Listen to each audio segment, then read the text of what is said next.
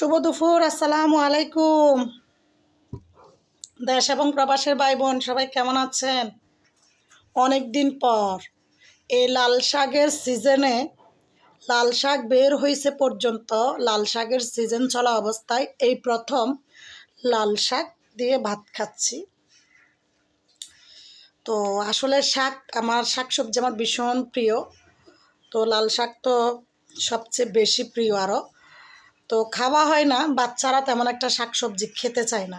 বাচ্চারা না খাইলে তো আর আমার একা একা কি কোনো কিছু ভালো লাগে? তো খাবা এক গ্রাস খাবা।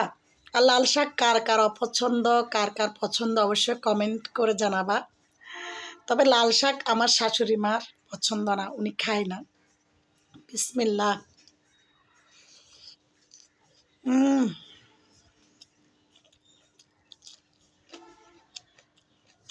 হুম রেহানা রাখি, নোয়াখালী রেহানা রাখি আফুর ব্লগ আমি দেখি, আমার খুব ভালো লাগে।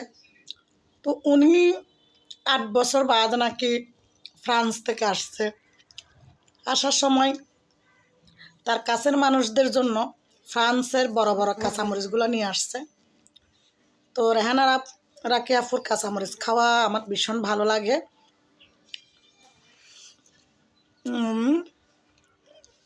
এমনি এমনি খাই।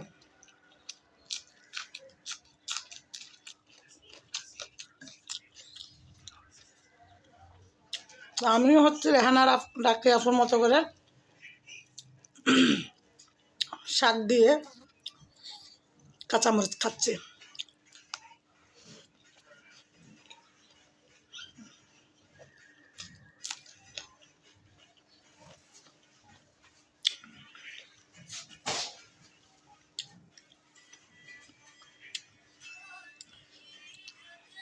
আর যে শাকগুলা বিক্রি করতে আসছে এগুলো অরিজিনাল, সাথে সাথে ক্ষেত থেকে তুলে শাকগুলো আমাদের এখানে আনছে।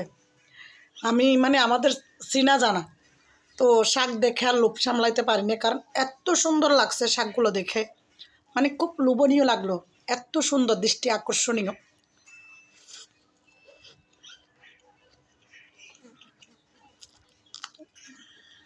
হুম অনেক মজা লাগতেছে, অনেক মজা।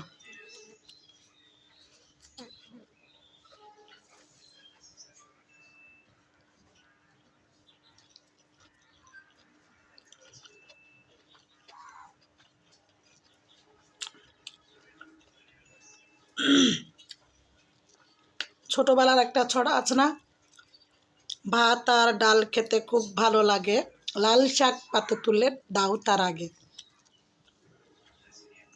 এখন কিন্তু বাচ্চারা ওরকম